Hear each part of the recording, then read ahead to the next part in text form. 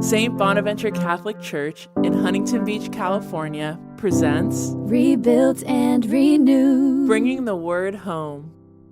Thanks for listening in to Rebuilt and Renewed. This week we continue our conversation on the family with Pam Hurwitz and Brad Strum. We reflect on how important the voice of a parent remains in the life of their child, and how parents need to regain and reclaim their rightful place as their primary catechist.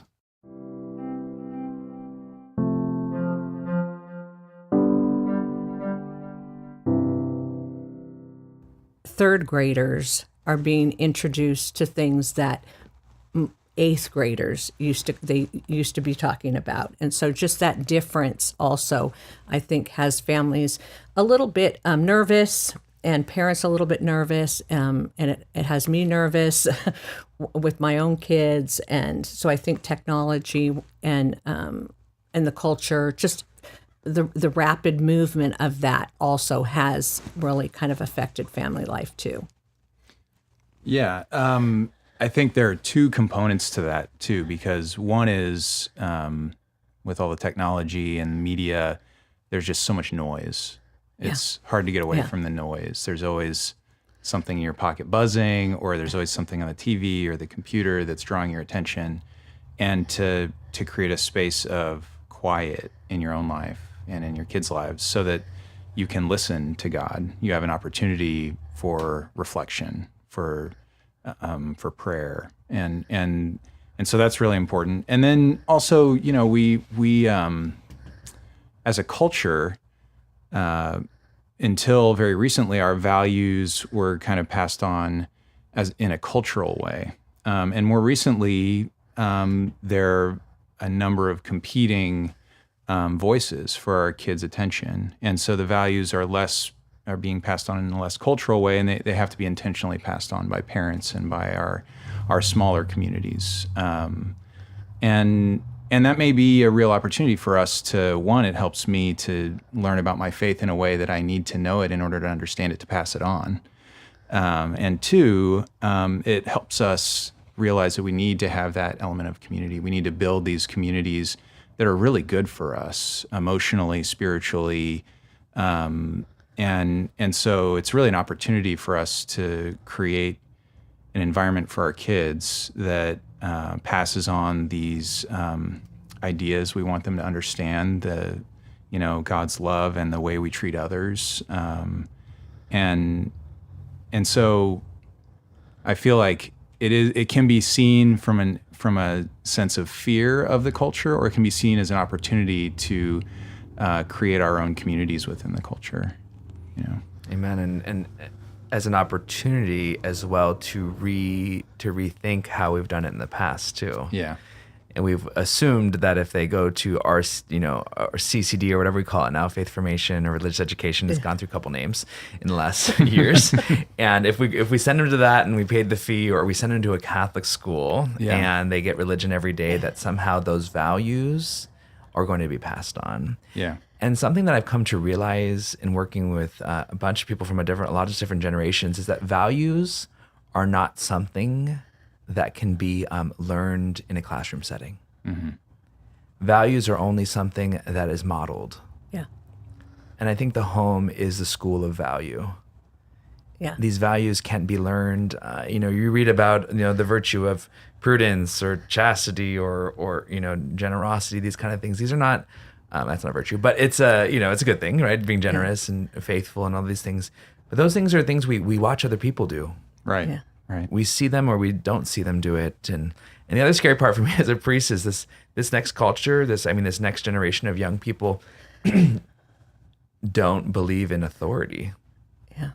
Like they think that I have as much authority as a priest as the guy on YouTube does. Yeah. The teenager on YouTube who's talking and has his own channel. So it's like that kind of stuff blows my mind. I'm like, what? Yeah. But also the one thing that will never lose its authority in someone's life is a relationship with someone who cares about you as a person. Yeah. And we have an opportunity for that so poignantly, I think, in a family. And that's one thing I really try to empower parents, is that your voice is still the loudest. Use it. And there's all kinds of statistics and studies to show that, as in the ways of faith, that we basically kind of end up doing what our parents did. And so what we do is very, very important. And what you were saying about values is and passing them on to our kids, is I have a story that just, I tell that recently went into Target for 3 things, okay? 30 things later that I had, I didn't realize I needed until I was in Target. And so. Of course you need them. Exactly.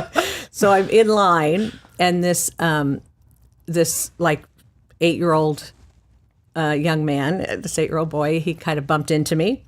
He was running kind of around, and he bumped into me, and I kind of, looked at him for a minute, and then I just, I continued thinking about whatever I was thinking about. And a few moments later, I feel this tap on my arm, and he said, excuse me, ma'am. And then that's always another moment when you're like, that's my name. Okay, ma'am. Okay, he's talking to me. And excuse me, ma'am. I'm very sorry that I bumped into you. And I just had this moment where I thought, oh my gosh, this kid has really great parents, okay? And because I knew the only way that behavior could exist in that child was that someone had over and over again modeled and taught him how to do that. And I didn't think, oh my gosh, he must be watching a great television program that teaches him this, or have a great coach that teaches. I knew the only way that could be in that young man was that there were parents, there was somebody who was faithfully doing that behavior and explaining it. And so parents have a tremendous, still in the midst of the craziness, they still have the loudest voice. And so I really try to, always trying to empower people to use that, and not to give it away and think that it's going to happen in all these other places. I mean, many times I was hoping that, like, my son's coaches at baseball were teaching him about Jesus, you know what I mean? And then I found out they were just eating sunflower seeds and telling really bad jokes. Okay. Yeah. Baseball. So we have to do it. Yeah. We have to do it. For it to be in our kids, for it to become a value, it really has to be something that they're living within our homes.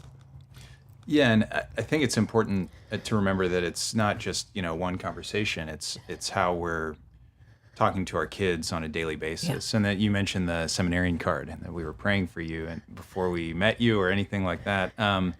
So we collected all the seminarian cards. Nice. It was like a thing with trading cards. We saw them one day, and it was like, we got to get them all, And so we were praying. We would every night we sit down and we try to eat dinner at the dinner table, at the our main dining room dinner table, so that we can just be together. Sometimes we're in a hurry because we got an activity to do, but we try to make it happen.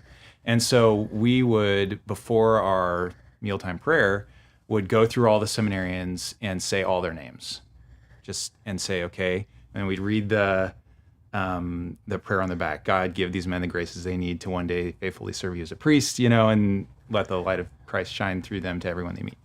And the kids would all want to do them, and they would fight over the cards, and yours and Father Brandon's, they'd like get into fights, it's like, guys, that's not why we're doing this. It's not who gets to do it. We're praying for all of them. And so, it took intentional decision to do that. We had to get the cards. We had to get them every day. We had to keep our kids from fighting about who got which ones. And then we had to say all the names and pray about it. It took, a couple minutes. It wasn't that much time.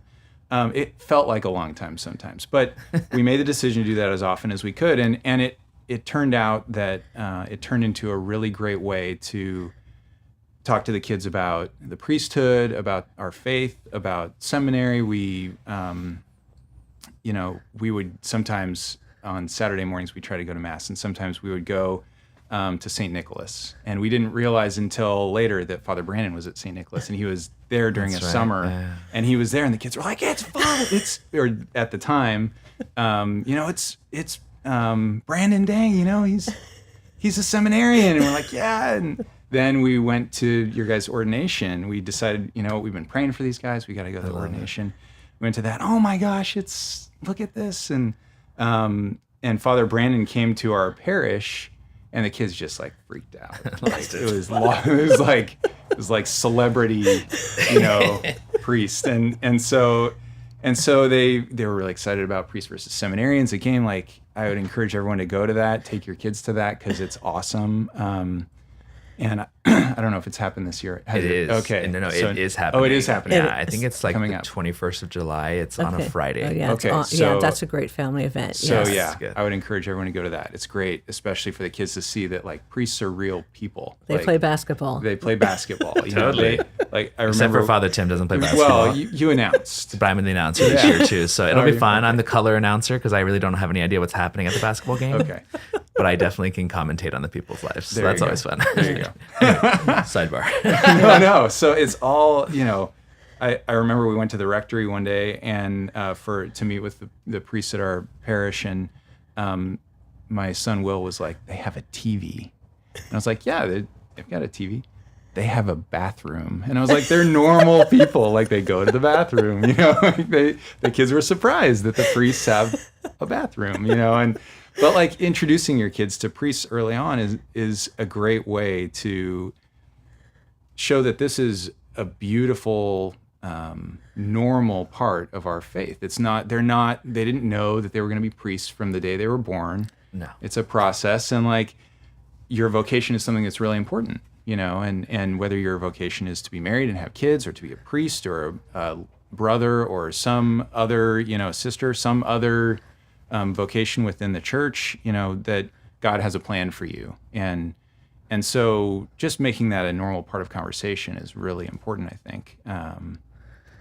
And so anyway, I'm going on too long about this, but I think it's important to introduce this stuff in normal ways around the dinner table, in normal conversation. And those seminarian cards were a great way to do that. I think that's awesome. When I was growing up, we didn't have a lot of intentional conversations about faith.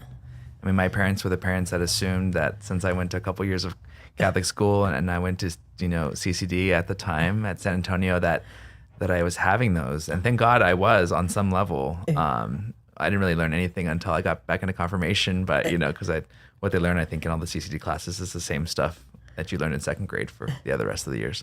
Sorry, CCD teachers, but reflecting on my life. And so if we don't have it as part of our regular life, so if it's not built in, then it becomes a really awkward, uncomfortable conversation when it does happen or needs to happen. And then we end up shying away from it because we just don't want to have it. And I think what happens sometimes too is I see that parents almost feel like the catechists do that. So it's like, oh, I don't know if I could pray with my kids. I'm not a catechist. Yeah. You know what I mean? Oh, yes, you are a catechist. I mean, you are you have the number one opportunity to be doing that and to be, in your home and to be talking to your kids. And I think we haven't really empowered parents enough to see themselves as teachers and as people that can bless their kids and people that can lead a prayer at their tables. And so, a matter of fact, side note, but And in pursuit of this, I have started a little side venture called Faith and Family Collective. And where I have something called the Gathering Box, which comes out 4 times a year. But it is a way to begin traditions and rituals in your home. And it just gives you language to be able to do that. Here's a way I can read this card, and here's a scripture I can read, and here's 3 questions we can talk about as a family. I am kind of a crazy, weird mix of Catholic mom / Martha Stewart / I don't know, like a lot of weird things in that. And so I sort of naturally did that kind of crazy. I have 3 brothers, and I always kind of did these crazy traditions in my home. And every time we're together, there is some deeper piece to it. We eventually turn the football games on and the basketball game. I mean, we're not like, we're definitely a part of the world. Okay. But there always is something there that points to something deeper. There's always a prayer or an activity. And so I yearn to share this with parents because my crazy mind kind of creates it. But I notice when I give it to parents, just how they come back and say like, oh my God, like I did it in my house. I mean, and I had my whole big family there. And at First Communion, we prayed over our little, 8-year-old, and and we can do that, and everybody came up afterwards, and I'm like, yeah. And if you do it next time, then it's a tradition, Yeah. So yes, I think in some ways we have really kind of taught people that somehow these faith moments are happening in classrooms, and but how can we, and I think too we have to realize, because I don't want anyone to walk away and think like, oh my gosh, I have to bring God into my home, because God is already there. Yeah, totally. He's promised that from the beginning. Yes, we just have to notice Him. Mm-hmm. He is already there. He is already He is already sitting at your table. We just have to take the time to really kind of notice and enjoy Him with our families. So, we so we have the banner that you created. Maybe it was 4 years ago that we got that from you, and it's just a banner that says "Celebrate" on it, and it's in the current gather box. It's in the current. Yes, okay, it is. So we were pre-gather box. Yes. But the gather box looks wonderful, and I want one. But so we would hang this in our kitchen for various events. But one of the ones we've found to be most important in our family is the anniversary of their baptism. And so we celebrate their baptism anniversary, and we get out, the pictures of them being baptized. And it's been a really good opportunity to talk about our faith, and they look forward to their baptism anniversary. We'll sometimes do cakes, stuff like that, or just, cupcakes or cookies or something in celebration. And it's a real opportunity to talk about the sacraments and about, the role of sacraments in our lives and our spirituality. And it's also just a good way to get your kids thinking about it more often. We have 4, so it's at least, with the adults, it's 6 times a year we talk about baptism. And then when my daughter and oldest son had their first Holy Communion, we got out their baptismal candle and the picture of them at their baptism, and now they've taken their first communion, and kind of like seeing the progression of these sacraments in their lives, and it becomes a good reminder for them and a good example for their siblings, and a good way to discuss, the ongoing life within the church and the way we are given graces through these sacraments.